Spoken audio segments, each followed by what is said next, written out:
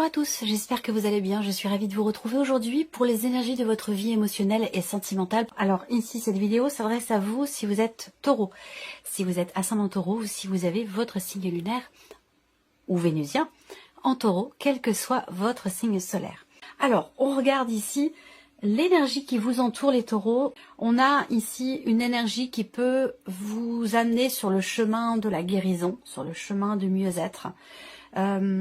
Également une énergie qui peut vous amener à devoir vous investir davantage, que ce soit par rapport à vous ou que ce soit dans le cas d'une relation, qu'elle soit d'ailleurs amoureuse, familiale ou amicale. Ça va être bien sûr différent selon chacun de vous puisque vous êtes quand même nombreux et nombreuses à regarder la vidéo. Donc ça ne s'inscrira pas de la même façon pour tout le monde et ça c'est tout à fait normal.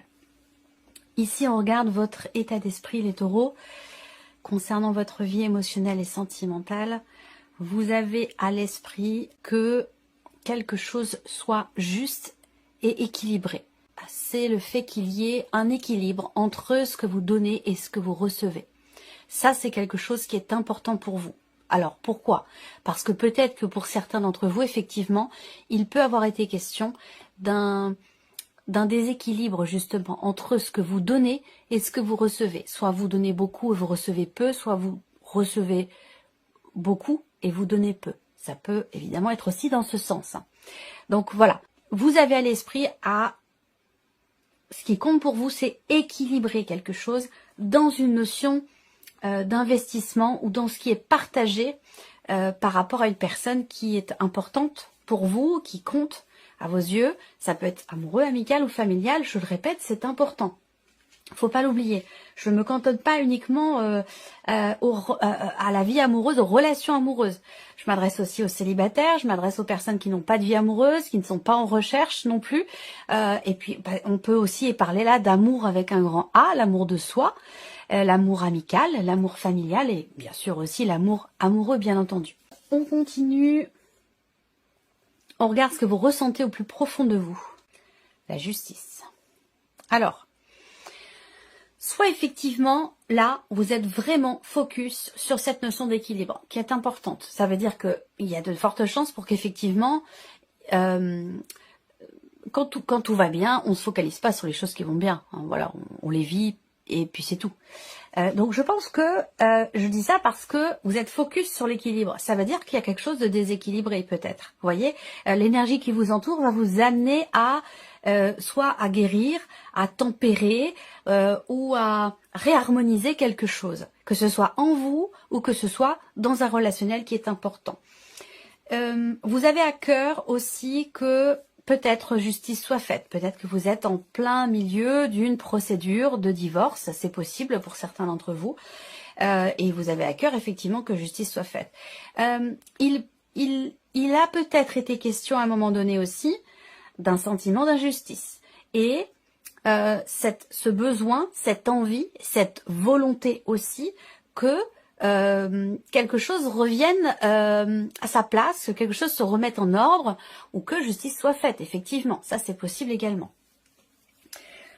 Pour d'autres, ce qui est ressenti au plus profond de soi, ça peut être aussi tout simplement une harmonie, un équilibre. Puisque vous avez à l'esprit cette notion d'équilibre, de donner-recevoir, il est possible effectivement qu'avec ces trois cartes, pour certains d'entre vous, on soit dans une énergie complètement opposée, dans le sens où là, autour de vous, il y a une énergie salvatrice, qui vous fait du bien, qui vous apaise. Et c'est la raison pour laquelle vous êtes dans cette volonté de partager, de donner. Il y a cette ouverture aussi qui est présente pour recevoir. Donc il y a quelque chose de très fluide pour certains d'entre vous dans ce qui est vécu socialement parlant, que ce soit amical, familial ou amoureux, où voilà, on donne et on reçoit aussi et on se sent bien et il y a une forme d'équilibre et d'harmonie intérieure. Ça peut aussi être ça pour certains ou certaines d'entre vous. On regarde ce que vous faites concrètement pour votre vie, pour votre équilibre émotionnel, votre vie sentimentale. Le 8 de coupe, vous faites le ménage. Vous faites le ménage, vous tournez une page, vous tournez des pages, Voilà, le 8 de coupe, c'est, on est dans le, on agit pour accueillir, on agit pour accepter, on agit pour avancer, pour aller de l'avant, pour se délester de ce qui est obsolète, de ce qui n'a plus lieu d'être, pour pouvoir avancer plus légèrement.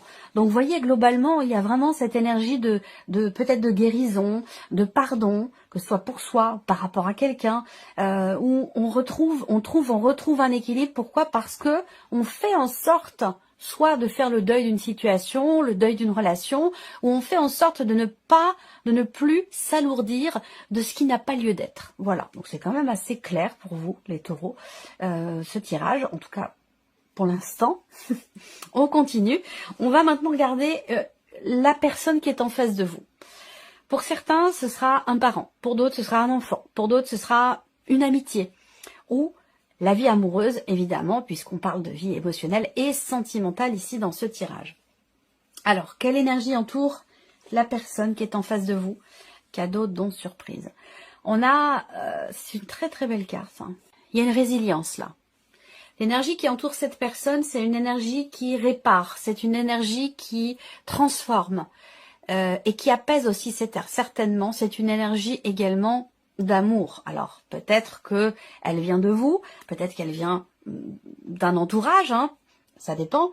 Mais en tout cas, on voit que l'énergie qui entoure cette personne, c'est une énergie qui est peut-être un don du ciel, quelque chose qui vient, je pense, penser des blessures, vous voyez, ou qui aide en tout cas à ce qu'on soit dans l'action pour justement penser des blessures. On regarde l'état d'esprit de la personne qui est en face de vous concernant votre relation ou par rapport à sa situation, le 10 de bâton. On a quelqu'un quand même qui porte beaucoup sur ses épaules ou qui a beaucoup porté sur ses épaules. Quelqu'un qui est alourdi aussi. Et on voit que vous êtes dans une dynamique où il n'est pas question de continuer d'avancer en portant sur vos épaules ce que vous n'avez pas ou plus à porter. Donc là, vous n'en êtes peut-être pas rendu au même point l'un et l'autre par rapport à cette notion-là. On voit que cette personne-là en face de vous, elle plie sous le poids d'un fardeau, de quelque chose qui est lourd à porter. Et donc on voit que c'est quand même assez, bon, on est quand même sur un 10, mais on voit que c'est quand même assez pesant, j'allais dire. Donc on va voir ce qui est ressenti pour cette personne, mais elle a à l'esprit, je pense, cette personne aujourd'hui, vous c'est déjà fait, vous êtes sur le chemin de quelque chose de nouveau, vous laissez derrière vous ce qui n'a plus lieu d'être. Cette personne ici, elle prend conscience effectivement d'être ralentie et de s'alourdir par le poids de certaines choses qui sont un fardeau ou qui sont vécues comme un fardeau. Donc cette personne prend conscience de ça, j'ai l'impression ici. Qu'est-ce qu'elle ressent, cette personne au plus profond d'elle-même? Oui, à la reine de denier, reconstruire, se relever la tête, se redresser. Cette personne, au fond d'elle-même, elle a à cœur de soit se stabiliser émotionnellement ou retrouver une bonne situation, que ce soit sur un plan émotionnel ou par rapport à sa vie. Mais on a quelqu'un qui veut se reconstruire, qui veut reconstruire quelque chose. Voilà, on va voir. Qu'est-ce que cette personne fait concrètement par rapport à votre relation, concernant votre relation? Le cavalier de denier. On a quelqu'un ici qui veut prendre son temps et qui prend son temps puisque c'est l'énergie d'action ici. On a quelqu'un qui avance doucement mais sûrement, quelqu'un qui ne veut pas se précipiter, qui préfère réfléchir avant d'agir, qui dose aussi sa manière de s'investir émotionnellement ou sa manière de s'investir tout court, peut-être par rapport à vous. On a quelqu'un qui est quand même assez dosé, surtout par rapport sur un plan émotionnel, parce que je vois qu'ici on a quelqu'un qui porte beaucoup, qui peut être affaibli par le poids, comme je disais, d'un fardeau ou de quelque chose qui est pesant. Et on a ici cette personne qui émotionnellement est dans les actes, dans les faits, est beaucoup dans la gestion, la maîtrise de ce qui est donné, partagé, On a quelqu'un qui est capable de se poser des limites, quelqu'un qui est assez, j'allais dire quand même, quelqu'un d'équilibré et qui est capable de savoir, ouais, d'oser maîtriser sa manière de s'investir.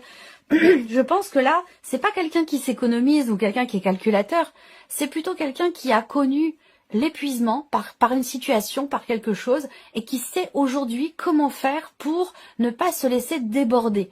Vous voyez, ne pas se laisser envahir. Et donc, c'est dans cette mesure-là que là, on a quelqu'un qui prend son temps, qui ne veut pas se précipiter ou mettre la charrue avant les bœufs. On a quelqu'un qui est dans la prudence, dans la modération, voilà.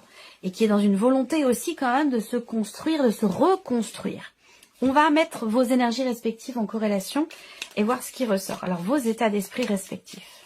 On peut parler ici d'une non-acceptation. C'est-à-dire que là, si vous partagez ce qui se passe dans vos têtes respectivement, là, on peut avoir un refus, on peut avoir un rejet, on peut avoir un déni, on peut avoir une non-acceptation de la situation ou de ce que l'autre pense ou dit.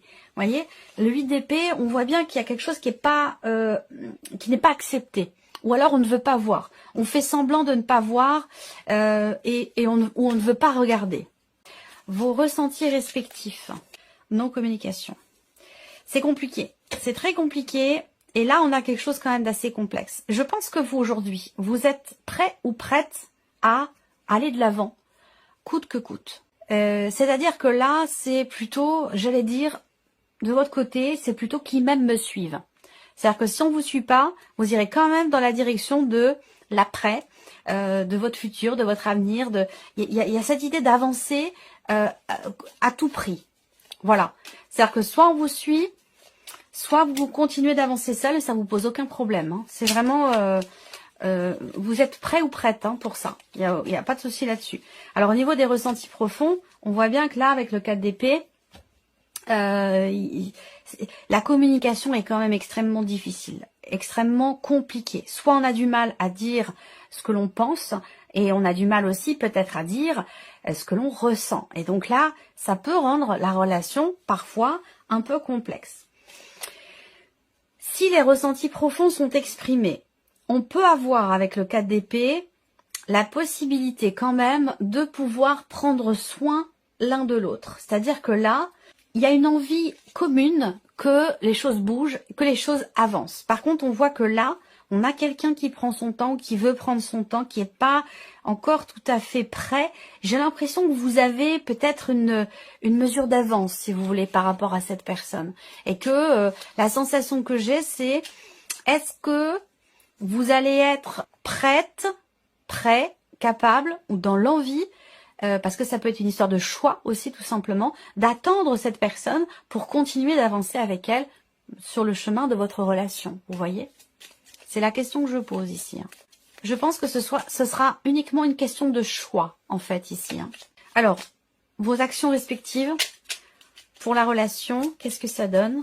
Bon, le cavalier d'épée, ok. Donc là, l'idée d'accélérer les choses. On voit que, je pense que le fait que vous soyez dans l'énergie du 8 de coupe, dans votre manière de faire, c'est-à-dire on tourne une page, on va de l'avant, on se déleste de ce qui n'est plus satisfaisant ou de ce qui n'est plus à l'ordre du jour pour avancer, pour aller de l'avant. Et en face, on a quelqu'un qui veut aller doucement. Donc, l'idée, c'est que s'il y a une interaction ici entre vous, dans vos manières respectives d'agir, il est fort possible que qu'il soit question d'accélérer un peu le pas. Voilà, donc ça revient à la question que je posais tout à l'heure. Est-ce que vous êtes prête ou prêt à, j'allais dire entre guillemets, attendre cette personne pour pouvoir continuer d'avancer ensemble? Parce que comme je vous l'ai dit, vous avez une mesure d'avance et j'ai l'impression que cette avance, elle peut finalement se creuser et comme je le disais, c'est une question de choix. Est-ce que vous allez choisir d'attendre cette personne ou est-ce que vous allez au contraire pousser cette personne à aller de l'avant, à avancer plus vite dans une certaine mesure? Parce que c'est de ça dont il est question. dans votre manière d'agir aussi, vous pourriez très bien pousser l'autre à parler, à exprimer les choses. Alors, ça peut aller dans l'autre sens. C'est-à-dire que la personne ici qui veut aller lentement, qui veut prendre son temps, peut, vous, de par sa manière d'agir, vous pousser à exprimer des choses. Quoi qu'il en soit, que ce soit dans un sens ou dans l'autre, eh bien, votre manière de faire va pousser à l'expression de quelque chose, à la communication. Et je vous ai dit tout à l'heure, gros souci quand même de communication visiblement ici, que ce soit par rapport à ce qu'on pense ou par rapport à ce qu'on ressent. Donc dans votre manière de faire finalement, eh bien on a quelque chose, j'allais dire, de juste, et c'est aussi peut-être ce que vous ressentez au plus profond de vous-même, peut-être que vous sentez que ça va arriver, eh bien ça vous amène ici sur le terrain de la communication. Donc il va être question de parler clairement, d'exprimer clairement ce qu'on veut, ce qu'on ne veut plus, pour pouvoir avancer ou pour pouvoir faire avancer la relation. Voilà pour vous, mes chers taureaux. Alors, ici, on va regarder maintenant un message. Alors, ici, première carte, chiffre 1, et vous avez 2 cartes. Alors, la première carte, le premier message. Je sais que ce que je raconte sur l'autre n'est pas toujours la vérité. Et si mon mental avait tort? Et si je n'avais qu'à regarder mon partenaire différemment pour me sentir apaisée? Mon partenaire ou la personne qui est en face de vous. Hein. Quel est le plus important pour moi dans l'histoire? Avoir raison et être en colère, ou accepter de ne pas tout savoir sur ses intentions et me sentir en paix? Ça, c'est votre première carte et vous avez une deuxième carte. J'agis pour manifester ce qui se passe en moi. Faire de son mieux signifie que je passe de l'idée à l'action. Ceci pour ressentir les changements dans mon corps, mais aussi dans ma vie, en réponse au mouvement que j'ai impulsé au départ. Deuxième carte ici, chiffre 2. Je me parle à moi-même comme à mon meilleur ami. Si je ne me sens pas assez digne pour me parler avec bienveillance, pourquoi les autres devraient-ils en faire autant? Ne suis-je pas parfois mon pire juge? J'apprends à avoir une parole impeccable, autant pour moi-même que pour les autres. Et la troisième carte ici, chiffre 3. Je transforme mes critiques en gratitude. Intérieurement, je peux me dire, je te remercie de la colère que tu fais naître en moi, elle m'apprend à comprendre. Mais ça, c'est pas évident. Mais c'est possible. Voilà pour vous, mes chers taureaux. J'espère que cette vidéo vous a plu, que ce tirage résonne en vous.